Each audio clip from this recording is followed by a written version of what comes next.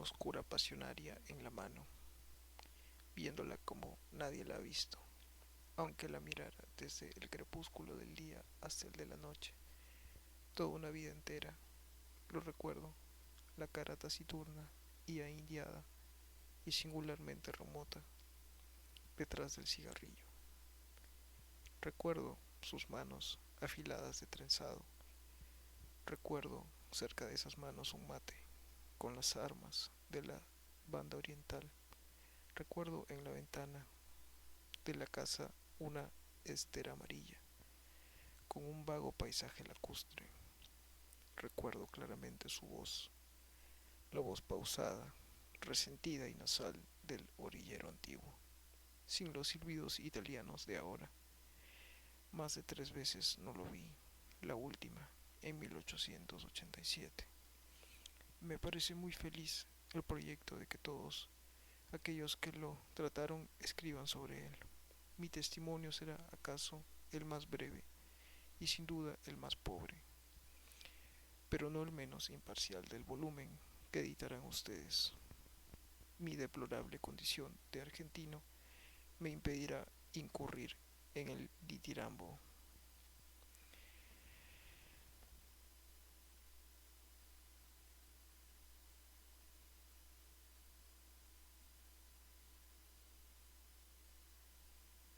Género obligatorio en el Uruguay, cuando el tema es un uruguayo. Literato, cajetilla, porteño. Funes no dijo esas injuriosas palabras, pero de un modo suficiente me consta que yo representaba para él esas desventuras. Pedro Leandro Ipuche ha escrito que Funes era un precursor de los superhombres, un Zaratustra cimarrón y vernáculo.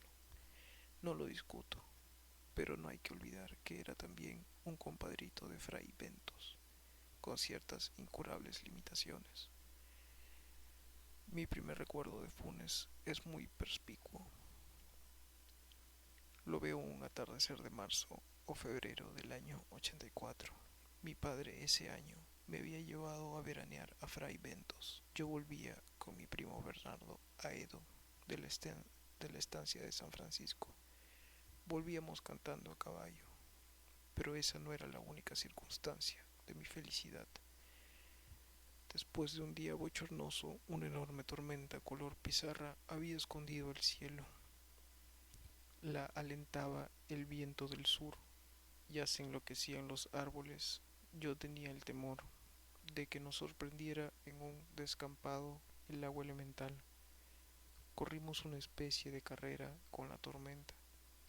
Entramos en un callejón que se ahondaba entre dos veredas altísimas de ladrillo. Había oscurecido de golpe. Oí rápidos y casi secretos pasos en lo alto. Alcé los ojos y vi un muchacho que corría por la estrecha y rota vereda como por una estrecha y rota pared. Recuerdo la bombacha, las alpargatas, recuerdo el cigarrillo en el duro rostro contra el nubarrón ya sin límites. Bernardo le gritó imprevisiblemente: ¿Qué horas son, Ireneo? Sin consultar el cielo, sin detenerse, el otro respondió: Faltan 4 minutos para las 8, joven Bernardo Juan Francisco. La voz era aguda, burlona.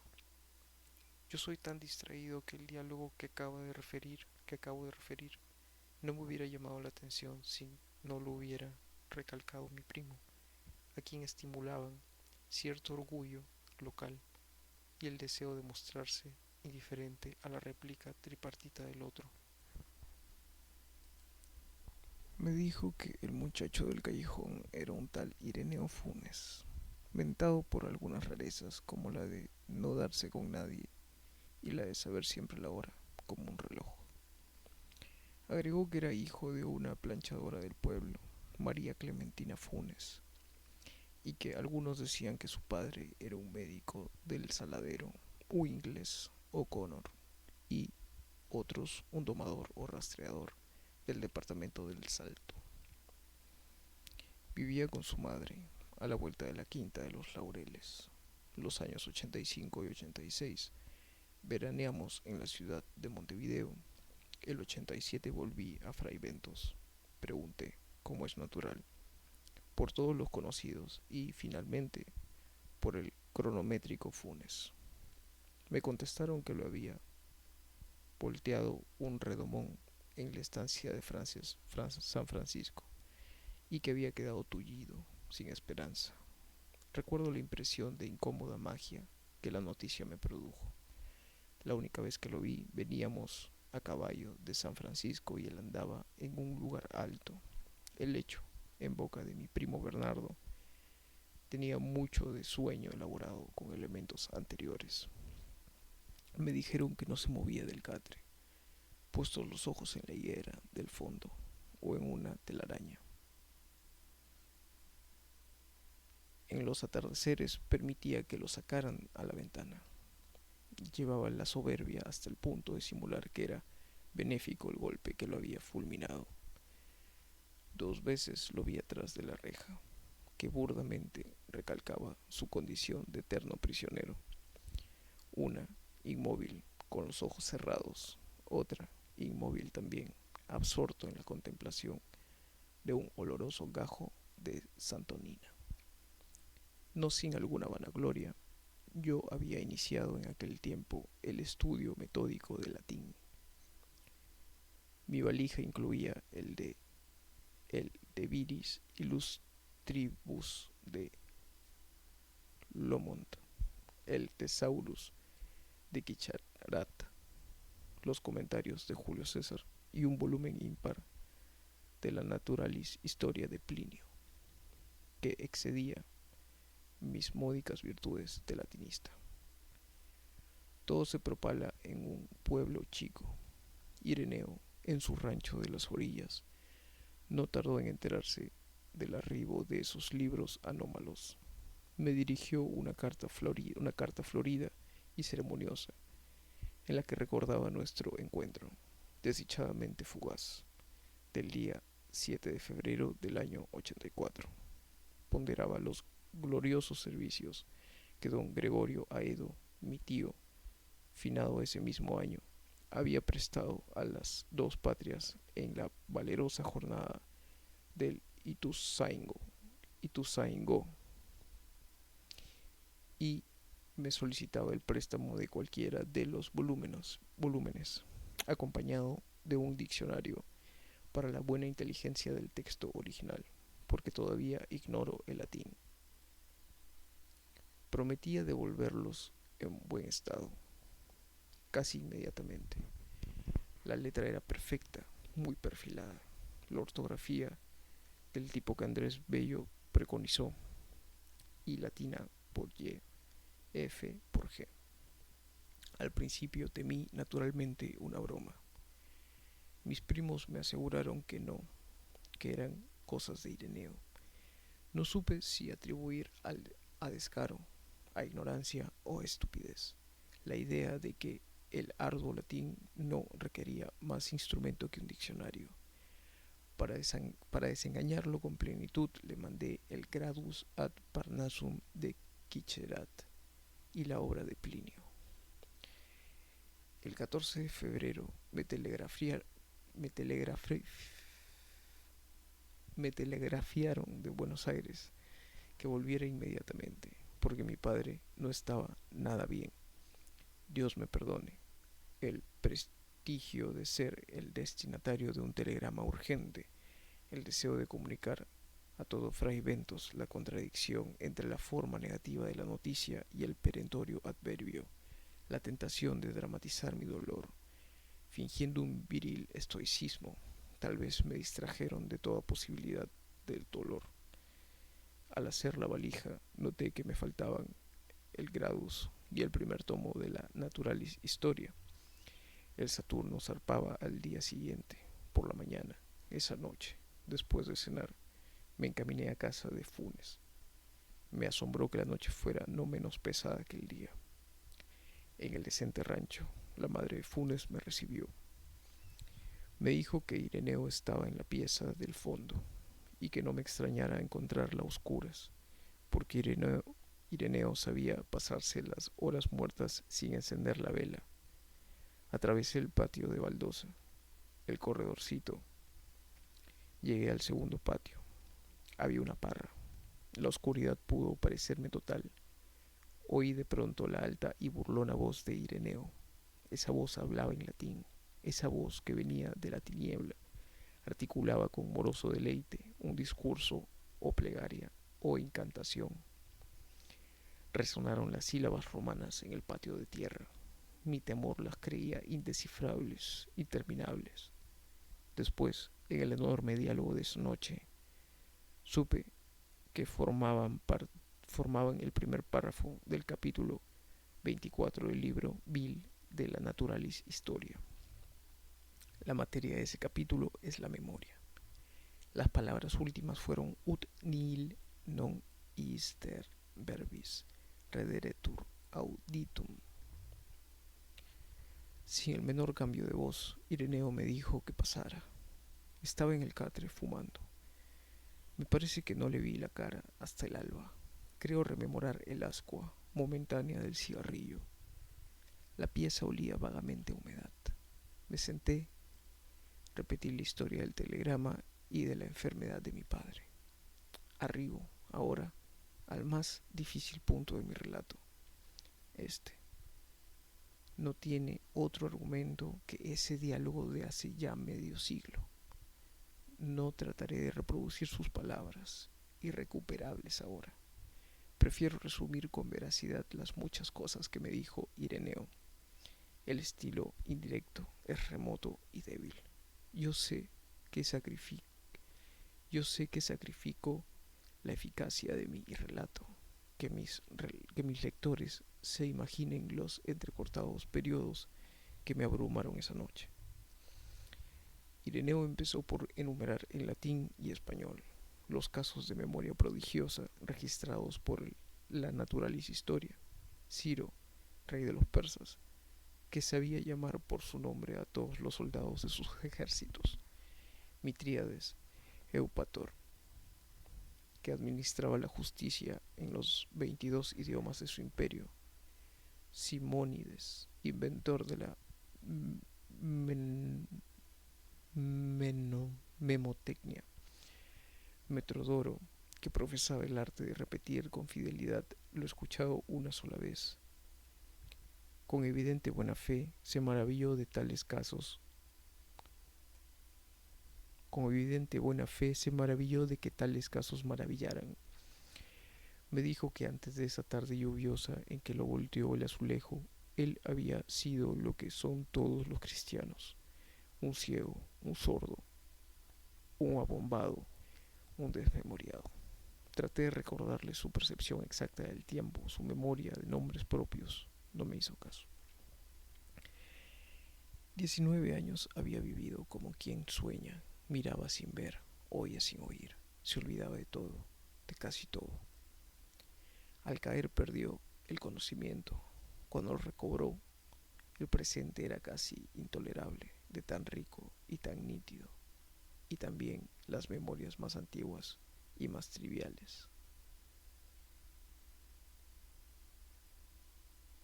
Poco después averiguó que estaba tullido. El hecho apenas le interesó. Razonó que la inmovilidad era un precio mínimo.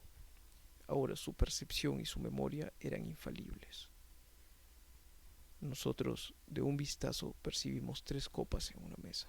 Funes, todos los vástagos y racimos y frutos que comprende una parra.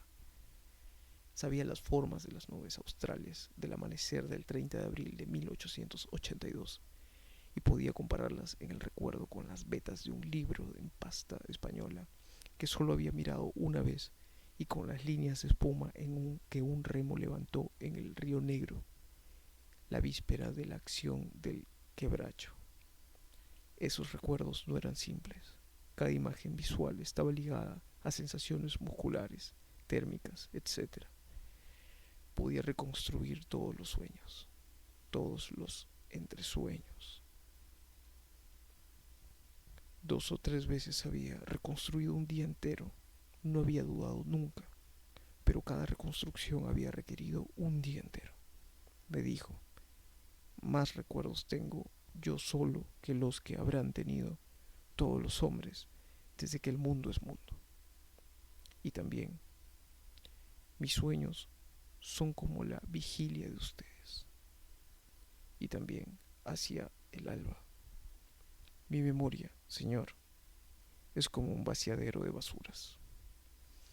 Una circunferencia en un pizarrón, un triángulo, rectángulo, un rombo, son formas que podemos intuir plenamente.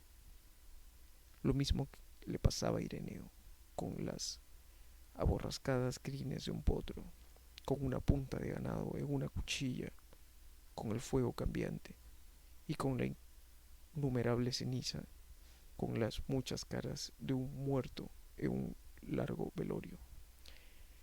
No sé cuántas estrellas veía en el cielo. Esas cosas me dijo. Ni entonces ni después las he puesto en duda. En aquel tiempo no había cinematógrafos ni fonógrafos. Es, sin embargo, inverosímil y hasta increíble que nadie hiciera un experimento con Funes. Lo cierto es que vivimos postergando todo lo postergable. Tal vez todos sabemos profundamente que somos inmortales y que tarde o temprano todo hombre hará todas las cosas y sabrá todo. La voz de Funes desde la oscuridad seguía hablando. Me dijo que hacia 1886 había discurrido un sistema original de numeración y que en pocos días había rebasado el 24.000. No lo había escrito, porque lo pensado una sola vez ya no podía borrársele. Su primer estímulo, creo, fue el desagrado de que los 33 originales, 33 orientales, requirieran dos signos y tres palabras, en, un lugar, en lugar de una sola palabra y un solo signo. Aplicó luego ese disparatado principio a los otros números. En lugar de 7013 decía, por ejemplo, Máximo Pérez, en lugar de 7014. El ferrocarril, otros números eran Luis Melián, La Finur, Olimar, Azufre, Los Bastos, La Ballena, El Gas, La Caldera, Napoleón, Agustín de Bedía. En lugar de 500 decía 9. Cada palabra tenía un signo particular, una especie de marca. Las últimas eran muy complicadas. Yo traté de explicarle que esa rapsodia de voces inconexas era precisamente lo contrario de un sistema de numeración. Le dije que decir 365 era decir 3 centenas, 6 decenas, 5 unidades. Análisis que no existe en los números el negro Timoteo o manta de carne. Funes no me entendió o no quiso entenderme. Locke en el siglo XVII postuló y reprobó un idioma imposible en el que cada cosa individual, cada piedra, cada pájaro y cada rama tuviera un nombre propio. Funes proyectó alguna vez un idioma análogo, pero lo desechó por parecerle demasiado general, demasiado ambiguo. En efecto, Funes no solo recordaba cada hoja de cada árbol, de cada monte, sino cada una de las veces que la había percibido o imaginado. Resolvió reducir cada una de sus jornadas pretéritas a unos 70.000 recuerdos que definiría luego por cifras. Lo disuadieron dos consideraciones: la conciencia de que la tarea era interminable, la conciencia de que era inútil. Pensó en la hora de la muerte. No habría acabado aún de clasificar todos los recuerdos de la niñez. Los dos proyectos que he indicado, un vocabulario infinito para la serie natural de los números, un inútil catálogo mental de todas las imágenes del recuerdo, son insensatos, pero revelan cierta balbuciente grandeza. Nos dejan vislumbrar o inferir generales platónicas.